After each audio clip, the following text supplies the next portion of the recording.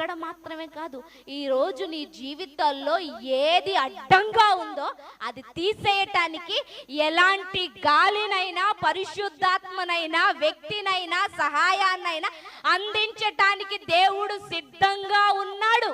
నువ్వు నమ్మాల, నువ్వు ఇష్టపడాల, పరిస్థితిని ఒప్పుకోవాలా, వాక్యాన్ని నమ్మగలగాల.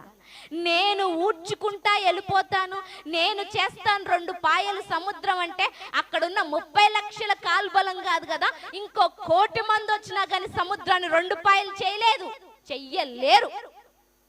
కానీ ఎప్పుడైతే దేవుడికి ఆ యొక్క అధికారానికి కానీ చెయ్యగలడు అని నమ్ముతారో, చూస్తారో, దేవుడి మీద ఆధారపడతారో, జస్ట్ ఆయన గాలి చేత ఏమైనా చేసేయగలడు.